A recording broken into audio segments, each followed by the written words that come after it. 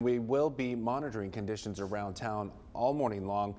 We do have live team coverage this morning out in the field. We do. Our Madeline Salinas is live at Whitecap Beach. Madeline, what do things look like right now?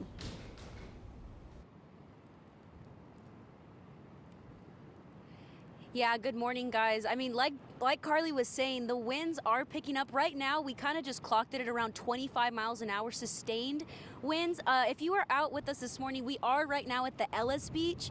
The tide is moving upwards towards the seawall. It's not as bad as it was yesterday at this moment, but in about the next hour is when Faith Colborn and I were saying that, you know, the heaviest of the rain could come. It is sprinkling right now, but it's kind of a heavy sprinkle.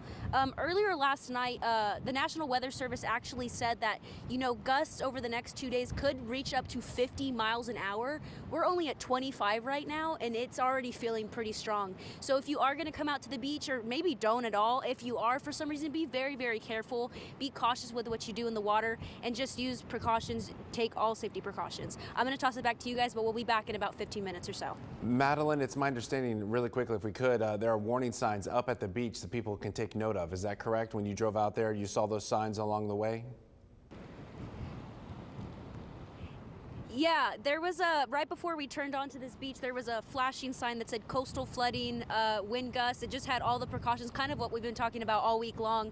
Obviously, there's a red flag here at the beach showing that you probably shouldn't get in the water. It probably wouldn't be a very smart thing to do, at least between now and Thursday. But I'm sure that'll be updated as the day goes on. But again, just be very, very careful if you're going to be coming out here today. Okay, Madeline, thank you for the update. Be safe out there as well. And if you are heading out there, like she said, just pay attention to those warning signs. Stay at home.